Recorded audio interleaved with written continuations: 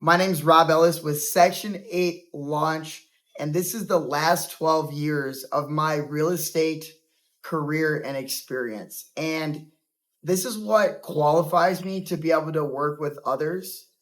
I just like to give this as my background so that people know exactly who I am and the kinds of clients I've worked with, the things I've been through, and the construction depth that helps me bring a different lens to acquiring rental properties for out of state investors. So, I'm going to take you guys back to the beginning.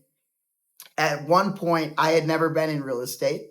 So, that would have been around college time. So, I didn't really have much experience. I was listening to podcasts on BiggerPockets. I was actually running, I was overweight, kind of going through like a self transformation. And I started to just listen to all these transformation stories of people that went from like 0 to 53 rental properties in 2 years. How I made $152,000 on a flip last week. BiggerPockets had all these amazing podcasts on it. So I started by listening to all these stories. I think it was around 200, 225 is around where I had been doing it. So that would have been in maybe 2012, 2013. In college, I studied finance and real estate. I had an interest in real estate, but you never quite know exactly how you're able to do that. So when I was in college, I said, how can I kind of use my personality? I took personality tests. I was having a lot of trouble discovering who I am. And then I kind of found out about, I did a leasing internship for kind of like the corporate side of real estate. So like leasing underperforming shopping centers. And for me, that wasn't really rewarding. We were calling tenants, national tenants, trying to place them. I was a member of ULI, Urban Land Institute. And after like 3 to 6 months, I kind of knew it wasn't for me. So I was in Columbus, Ohio. I had to move back to Toledo, Ohio, where I was from. I was super depressed and I decided, okay, I'm going to try to make this happen. My sister introduced me to somebody that was a real estate agent, and I started by doing 1 month rentals in real estate. So I moved back. My parents gave me like $2,000 to move back to Columbus. I was driving for Uber and Lyft back then, trying to figure out how to make money. And I had saved up a little bit. So I had rented a bedroom from my friend for $500 and I just started. So when I went through that, I started by calling landlords who owned rental properties and offering to lease up their units, but they were higher end rentals, like 1,500 and 2,000 and up. I would receive 1 month's rent if I placed a tenant. So I had 5 to 10 rentals going at once. After a couple months, I'm placing tenants, but one landlord that I talked to said, well, I'll do for rent or I'll do for sale. So when I kind of was able to understand that, I said, okay, let's do for sale. So I listed it for rent and for sale at the same time. And it ended up selling, and I made a $3,000 or $4,000 commission as a real estate agent. I had done that through the summer, and that's when it got me started. So after that, I started to cold call a lot of more landlords. I started to talk to them about their pain points. I started to tell them that I was a specialist in a certain area, and I got really into real estate. My start was I was in BiggerPockets, and I was also selling a lot of investment real estate. So duplexes, 4 units, 3 units. My specialty was working with a lot of BRRRR, buy, rent, refinance, rehab, repeat, or whatever the acronym is, 100%. It's been the same for 10 years, or a lot of house hacking. So I would work with individuals that wanted a house hack. So a lot of my friends that were 22, 23, 24 wanted to start getting rental properties and didn't know how. So I would help them get a duplex, run the numbers. They'd be able to live downtown Columbus and neighborhoods like German Village and Victorian Village and these old historic properties. So I started to do those projects myself too. One of my friends, I worked for a big real estate firm called Nationwide Realty Investors. So he was starting to give me the corporate side of real estate and do underwriting and really technical stuff that I didn't really have a lot of experience in, but he had been a strong finance major and got a great job after college. So I was selling a lot of properties, doing a lot. I'm 10 under 40. I tried to grow a residential real estate team. It wasn't really for me, but as I'm flipping houses, like multifamilies. I made another guy over $1 million over 12 to 14 properties because he was buying really high value properties, $400 to $600,000 owner occupant. We were hitting the FHA occupancy limits, so a lot of, like, it was around 450,000 back then, $500,000. So we would get one, and then that might sell for 625,000, and he would place a tenant. We would do a light cosmetic rehab, update the kitchen, and do that. So I probably did 15 to 20 projects like that, including projects of my own. One of my most successful projects I sold for $250,000 profit. Near Ohio State University, I acquired a 6-bedroom per side duplex. It was around 3,600 square feet. I did a sale leaseback and I renovated it on an Airbnb. So I was making about 1,000 to 2,000 a weekend on Airbnb on that property for like football games. It's a lot of tourism. People wanted to come in. So I was making a lot of money where the 6,000, 8,000 a month. I had a property manager at the time. We did all the electric locks back then, but I sold it to an out-of-state investor who moved to Columbus to occupy one side, and her rent was covered. And I ended up paying like a year of rent up front. So it was like a really good, like, structured commercial deal inside of a residential property that had performed very well. From doing these types of properties, I was doing cosmetic updates. Everything was going well. Our strategy was to keep the renovations under 60 days, mostly cosmetics, not going back to the shells. But these were older properties. So at the time, I didn't know too much about that, but what happens next is where things kind of go wrong. So I ended up buying a flipping franchise called We Buy Ugly Houses after about 5 years in the industry. And I started to aggressively start to look at flipping. After I had made $250,000 on one deal, I decided that I wanted to continue to try to grow more. And so after that, what happened was I was still doing commercial brokerage, working with a lot of like 2 to 4 units. I sold apartment complexes all the way up to $3-4 million. A lot of like repurposing for out-of-state investors, people that were coming in, looking at the properties. I had learned to market. I had learned to know how to like turn a property around. And I was working with big investment groups from around the country that were looking at Columbus, Ohio. After a while, though, what had happened was things weren't that good. Like, I started to get over leveraged. I bought a lot of properties at once in the urban core. I was running a dumpster company. I was starting to kind of provide ancillary services. So I was demolishing homes. I was a demo contractor. I was kind of going more into the service industry side because I could do a lot of my own projects, but it also kind of took my lens away from actually operating and underwriting deals properly like I had been before, because I wasn't managing crews. So when I was managing 5 or 6 projects at once, I had $1 to $2 million of real estate construction going at once. My average renovation was more than $300,000. I was gutting old homes to the studs, not just for myself, but for other people. And like a lot of like boarded up properties, I kind of got into more of like really big projects that required a lot of work. So homes that were built in the 1800s, early 1900s. And what had happened was those renovations ended up going way over budget. I was carrying the costs of hard money. So $300,000 of debt carried at 1% a month is pretty substantial. It's $2,000 to $3,000, right? And if you have 5 of those going, I had $10,000 to $15,000 in payments going. I was making a lot of money from real estate brokerage. I was making a lot of money from having different businesses. I was being stretched kind of like this, though. I had hired project managers, but they were new.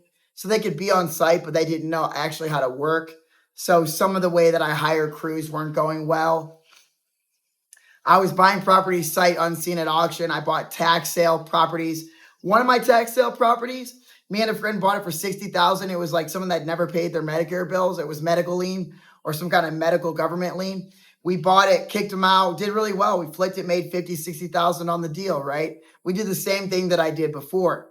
But the wins started to decrease, and the properties that I was acquiring that needed work weren't selling, weren't being finished up. I was also doing a lot of condo conversions. So in the urban core of Columbus, we would take a duplex, cut it in half, separate it into fee simple estates, build a garage, and sell it. And a lot of investors were following our methodology as well, but that was a very high risk strategy. There wasn't really a proven model. And when I looked at actually the transaction volume of condos, it was less than 150 sales out of 30,000 sales a year. Is really the market that we were playing in, which they tended to be more urban, more high rise than the ones I was doing. So all of those things kind of combined led to one of the biggest mistakes of my career, which was I couldn't pay my bills anymore. The amount of debt that I was managing was so much. I wasn't making enough from flipping houses to cover it on a monthly basis consistently. My income wasn't enough. I had really struggled and it caught up to me. So all of the debt and leverage that I had, we still had access, success, all this, but it wasn't good. I couldn't really afford it anymore. And after that, it was something that I had to start looking at a personal bankruptcy, and that wasn't something I wanted to do. I was scared. I had my dream car. I had a Jeep Wrangler, like royal blue, everything that I wanted, right? Things were going well. I had my own place. I had bought and sold a lot of properties. Everything looked good on paper, but all of the properties I had bought, including shell homes with no utilities on, boarded up properties that didn't have utilities on, people weren't living in them. There's a lot of like mold and rot and wet, right? So there wasn't like running HVAC, which will reduce it and remove moisture. That's what happened. So I had to meet with a bankruptcy lawyer, and I ended up having to tell a lot of small owned family businesses that I couldn't pay them. And it was really hard for me to go through that. I wanted to settle with them, but when you go through a personal bankruptcy at Chapter 7, one of the things is you can't pay one debtor over another. So you have to work with a lawyer. You have to pay them. My lawyer that I selected helped me through that. It was a really hard psychological process, and my career came to a screeching halt. Now, at the time, I had the business that was doing demolition. It was very successful, generating a lot of money. I had done junk removal and had a dumpster company as well, but dumpster companies were very capital intensive. Every dumpster was $5,000 to $8,000. You had to have trucks. There was all sorts of issues having physical inventory that only depreciates in value. So people would overload dumpsters. It was just a lot of headaches. So I had a really strong local brand from selling houses and doing all these things over the years. And so I decided I had to declare personal bankruptcy. I actually got sued during that process, and I had to settle, just because I wanted to be done with that. It was hard. So whatever happened, we got through it. I had a payment plan for stuff. So coming out of a bankruptcy, it's called basically it took mine a year. It's normally 90 days. And my focus then was 100% on scaling a contracting business. I was already a licensed general contractor at the time. So I started to look at national construction. And for the first time, I wasn't selling houses anymore. I was working on a national scale and pre-construction estimating. So I learned a skill set, which was commercial estimating and takeoffs and pricing. So if you take a person that swings a hammer to demo a drywall that's 100 square feet on one side, you have to quantify the efficiencies that it is. So how fast do they do that? How many square feet to pull it off, walk it to a dumpster, everything. You learn all the inputs that go into construction. How fast can they do it? What tools are involved? And how much does travel cost? So I learned commercial estimating, and I worked with an offshore administrative team. We started to bid projects across the country. And over the next 5 years, I had one of the most successful runs of my career. I was working in commercial construction. This is before I moved to Miami, Florida, where I live now. But I was on a national scale. I was doing projects. I'm getting projects that I started by 5,000, 10,000. We would come in, demo like Skechers and, big retail, Kohl's. We did an entire strip out of Kohl's. I worked for Planet Fitness. I worked for Class A tenants around the country, Chick-fil-A, Arby's, Walmart, Kroger. My experience in construction and project management, I applied to a commercial and things were going very well. We did flooring removal. we did duct removal, but we started to get into a higher risk part of it. So there's two types. There's interior removal, interior strip out, and then there's tear downs. And you can make a lot of money in tear downs, but I didn't own the equipment. So we got into one project where it was a structural wall demolition, 1,000 square feet, basically taking out the entire facade. So we have to saw cut a 12-inch thick concrete wall, like 25 feet up, 100 feet across, and 25 feet down. Let's just say it's 2,000 square feet. Now, I thought that we were responsible for just pulling out the block, but they thought that we had included bracing and all these technical aspects. And we were working for a general contractor. So our contractor it's a business with a contract with a business. And we're a subcontractor. So contracts for $95,000 in Honesdale, Pennsylvania. And we got $60,000 that was paid to us, kind of break even on the job. Our profit normally comes at the end. But a lot of commercial construction money, it's borrowed funds. So for the first time, I was on the side of I lent and spent my money to float the construction costs for this job. And they said, we're not going to pay you. And that's it. They had a 60-page contract, lawyers. This is a company that was doing $100 million. I was doing a couple million a year. I couldn't really fight that. And I was taking a $100,000 loss. And that's just too much for a small business at the time. So I actually felt the pressure that I'd caused on others full circle. After another 4 to 5 years, I had been traveling all over Texas, Georgia, Florida, Michigan, North Carolina, Reno, Nevada, all over. We were doing projects in almost every state. And it kind of all came to a screeching halt again. And at that point, I would say I had started to get into new construction and kind of grow back to like a more of a local focus. I had expanded my trade. So we did painting. I had one painting job that was $360,000 that we did in Columbus, Ohio, 18 months ago, where I made $125,000. I had moved to Miami by this point, and I learned to work remotely. So I've worked with out-of-state investors for a long time. When I was in brokerage, I worked with people from California, New York, Texas, Boston, Chicago, the Bay Area, San Francisco, and high price point markets, Naples, Florida, Miami. And people were investing in Columbus, Ohio. So I had learned to work with them. A lot of them flew out. I was working with a lot of tech entrepreneurs, people that had a lot of stock and a lot of net worth and sold a business, and very successful self-employed entrepreneurs that I met through doing forum posts on BiggerPockets. I became kind of an expert in construction and advisory for Section 8. And I would always give free tips and stuff like that. So, that format did really well. I had a very big organic following on BiggerPockets. And, when I had left, I was used to doing things, but now I was away and I was running a business remote. So I was building about 5 or 6 houses. We're still wrapping up our final construction projects. But when I was working with that, my construction partners, they wanted to make more. Like it's my business. I'm a licensed general contractor, paint development and construction. We build houses. We had all the permits. We subcontract all the work. We were working for builders. We were doing a lot of work for others locally after I had to kind of wind up my demolition business.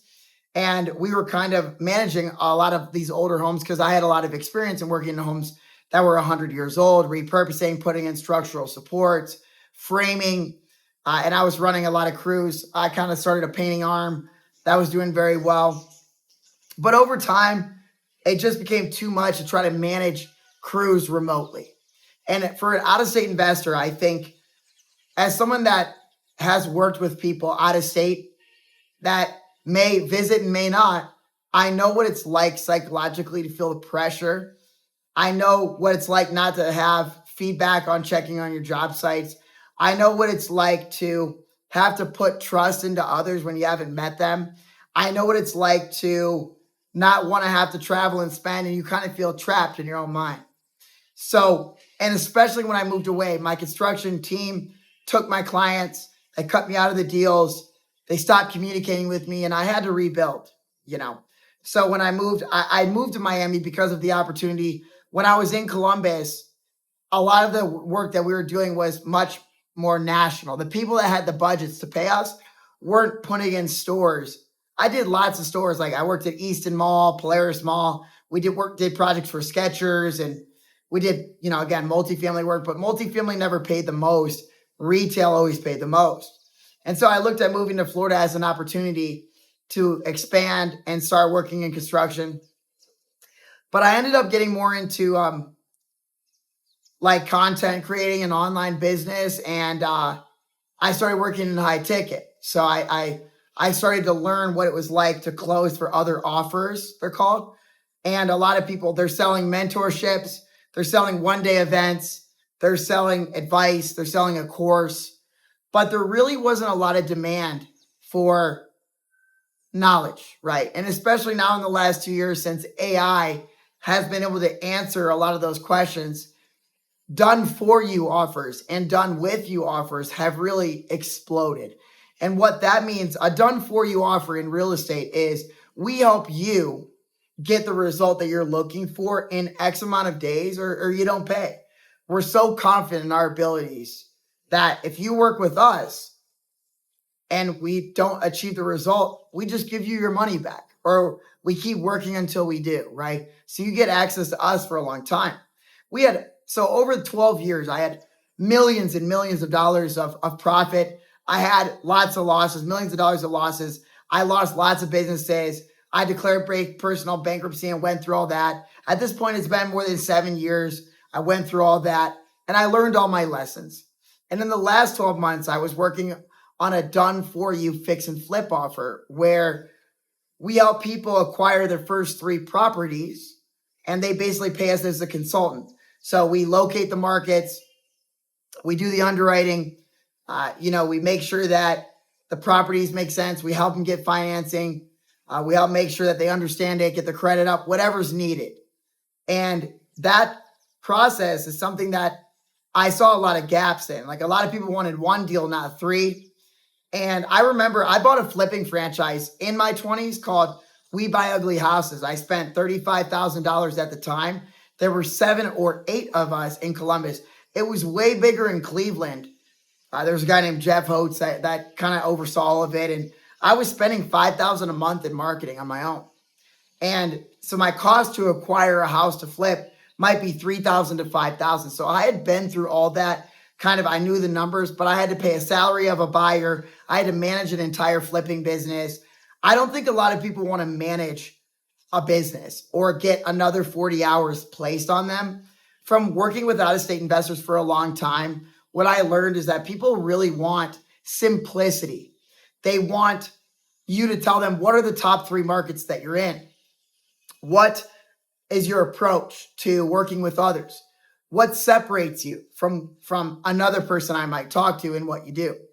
And in the offer that I was working on, and I helped take calls for, even to this day, I still help them. From talking to all these out-of-state investors, it reminded me a lot of the people from BiggerPockets, right? BiggerPockets people had a little bit more, they educated themselves a lot and they got a lot of knowledge and experience by messaging others.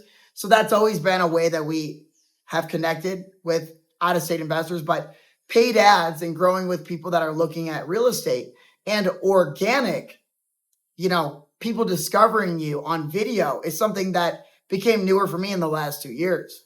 I got really comfortable on camera. I have videos from 2014. I've always been outgoing. I've always been great at sales. I've always been a very commanding personality, a high performer. I did Gary Keller and read all the books and did all the real estate. And I was mentored by Tom Ferry and a lot of coaches, and I paid for mentorships and I paid monthly for those. And, I think a lump sum versus 2 pays, there's a lot of ways to look at it. But at the end of the day, I think you have to be solving a problem. And so after seeing all of that, I decided to launch what I call a Section 8 launch because there was a lot more interest in owning and acquiring rental properties and growing a portfolio through BRRRR, buy, rehab, rent, refinance, repeat. And a lot of people wanted and knew that real estate was a way to grow wealth. And the wealthiest people that I knew weren't the ones that ever sold. I bought and sold and I had nothing to prove for it after 12 years. Flipping houses was something I did and I was good at, but it comes with a lot of risk too. And I think the offer that I was on, they're like, we can do it in 10 states, and a lot of people want to do it in their market. But there's a difference when you look at Section 8 and cash flowing rentals. You can really start to look at the data and analyze and say, okay, what's good here? In Columbus, Ohio, there was zip codes that were not doing well, and there were zip codes appreciating at 15%. So when you take a data and an analytical approach to market selection, and you look at the entire United States, you start to see where the best opportunity is. And so after launching Section 8 launch and starting that process, what we did was we looked at 26,000 different zip codes across the United States. We looked at government-backed rents, what they pay, what's the best strategy. The best neighborhoods in Columbus, there was a neighborhood called Linden, where you could get houses built after 1945. It was 43211. And over 5 years, they were small ranch, slab-on-grade homes, 3 bedrooms, Cape Cods, very simple houses. Homes built out, during post-recession war. And that was no cast iron plumbing. It was no non-balloon framing. It was not knob and tube wiring. There was no risk. We didn't have to take it back to the studs. They had drywall and these types of properties. And so from that, what I decided or what got me really pushing more for those types, I said, let's try to do this on a national scale. After the last 2 years, let me try to help other people. A lot of the Section 8 market is a couple things. One, it's a course. It's, hey, I help you acquire your first rental property and you can work with me in a group setting, right? It's not a tailored approach. It's here's where I do it. There's 5 markets, right? They never took a national look at everything. 2, it's for young, no money down. You don't need any money, no credit, seller financing, creative financing. That's another part of the Section 8 industry. Still not something that I believe really is something. I think it's important to come in with reality, having a good credit score, having liquidity, and understanding what a purchase can do and how it can cut in the wrong way. How using debt can favor you, but also it can cut. And going through my entire experience, I've done a lot of those things. So I said, there has to be a better place to do Section 8 than a worse place, right? And my city, we might have looked at, let's say, 200 zip codes. But when you look at 20,000 zip codes, or more in particular, 26,000 zip codes, we looked at the markets across the country. And on BiggerPockets, we post every day, reply, me and my team. We talk to people about markets like Detroit, St. Louis, Missouri, Toledo, Ohio, Cleveland, Ohio, Dayton, Ohio, Youngstown, Ohio, Akron, Ohio, Baltimore, Maryland, Oklahoma City, Mobile, Alabama, all these different markets, right? Jackson, Mississippi, these coastal markets that have done well, Savannah, Georgia, any part of Georgia, right? Parts of Tennessee, Texas, Florida, and what you see, Arizona, right? Phoenix, Arizona. And what you see is there are a lot of places that are great. But when you create an equally weighted scale, age of the property, tenant mix compared to ownership. So how many people rent in that area? How many people own? Age of the property, I think I might have said. Renovation experience and sponsor experience. When you talk to lenders, they're actually a little bit scared to work with out-of-state investors because it's a lot of risk. So if you're doing something that's high risk, the whole thing you want to do is lower the risk. And there's nothing simpler than single-family detached homes built after 1940. That's what I really made a lot of money on, right? Or if they're older, simple cosmetics with thorough inspection periods. So from doing all that, we looked at the United States and a lot of strong markets emerged. The number one market, in my opinion, in 2026 for owning Section 8 properties or rental properties in general is what I would say St. Louis, Missouri. When you look at all the clustering of the top 100 zips, you take the voucher that a 4-bedroom will pay. In some markets, that's as low as $1,300. In some markets, it can go to $3,000, $4,000 a month. When you look at that cluster, you times it by 12. So if you take $2,000 times it by 12, that's $24,000. And then when you look at that and you divide it by the purchase price of the home you can acquire, that starts to rank zip codes against each other. So we call that gross rent to purchase price yield. It's good for market selection and screening. It's something like a gross rent multiplier. It's how hard is my money working for me? But then when you start to look at the homes, you see a difference. Like on paper, St. Louis can look great. It has the most markets concentrated in one metro than any other metro in America where you can acquire. That yield is greater than 30%. It has the most zip codes. Other markets that we really like include Detroit, Michigan, Baltimore, Maryland, Jackson, Mississippi. We have an entire sheet that's ranked the top 1,000. We clustered them and we looked at that. But then another thing you have to look at is institutional money. Companies like Vinebrook had millions of dollars, hundreds of millions of dollars deployed in places like Dayton, Ohio. And when push came to shove, they couldn't keep up with the renovations. They had to restructure it. They were underwater. They had to liquidate parts of their portfolio. They're managing millions and millions of dollars of investor capital.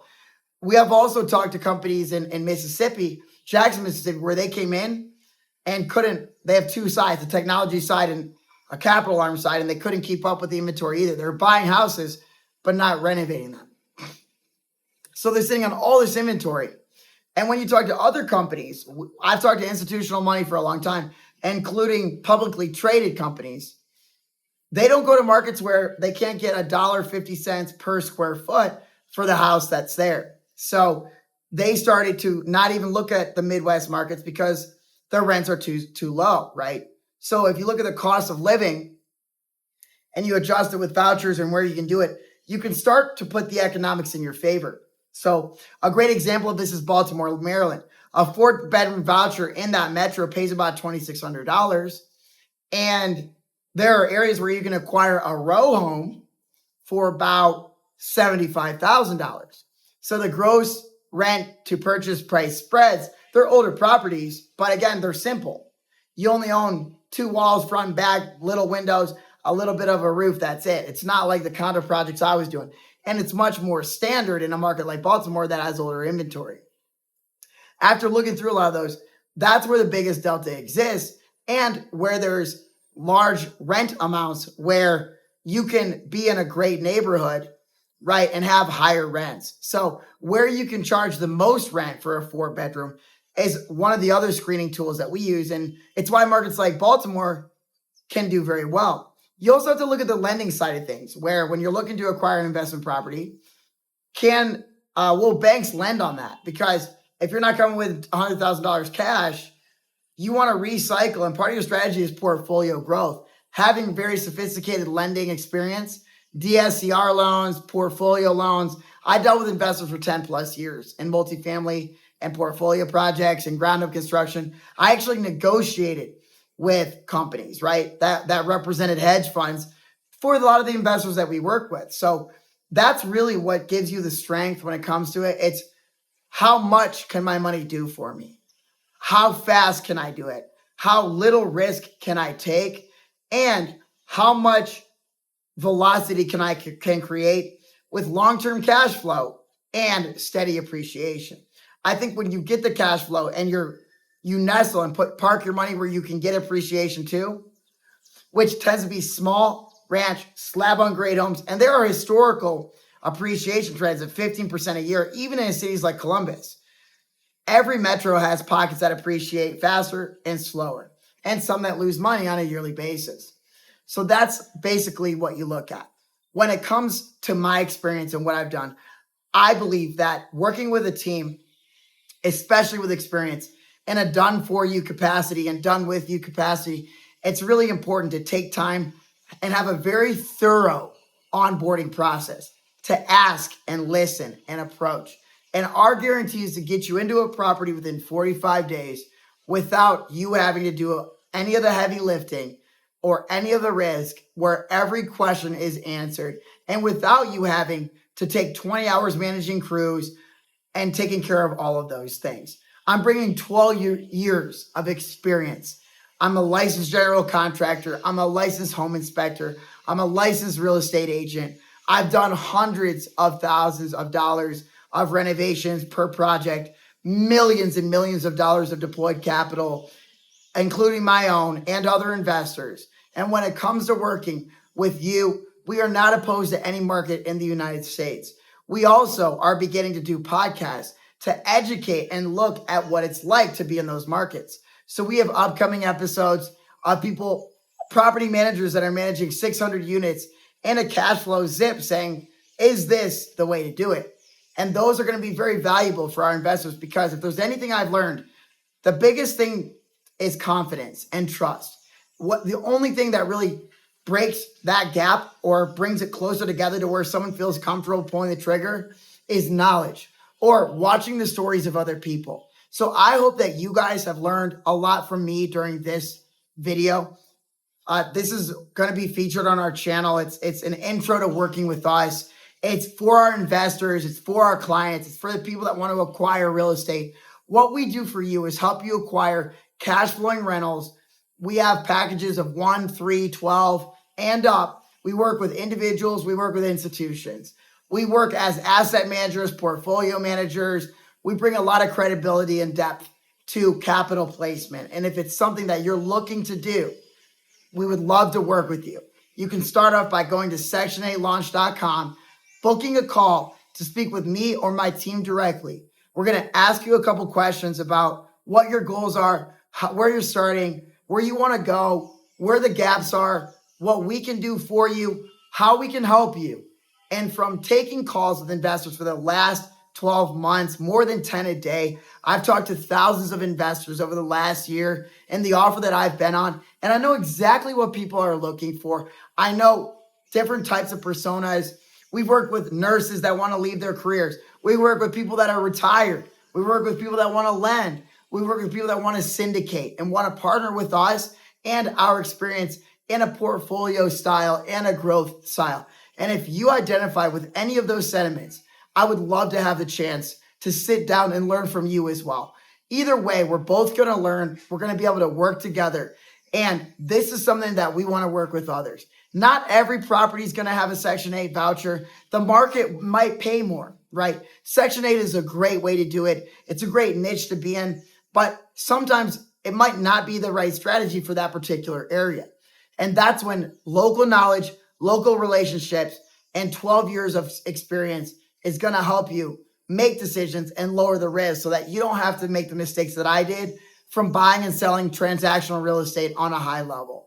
If you identify with any of the sentiments from my story, drop a comment below. I'd love to hear who you are, what you're doing, what kind of videos you'd like to see on the channel. If there's deals you want me to go through, whatever that looks like, I'd love to hear more, because this content and what we do is for the clients that we will be serving.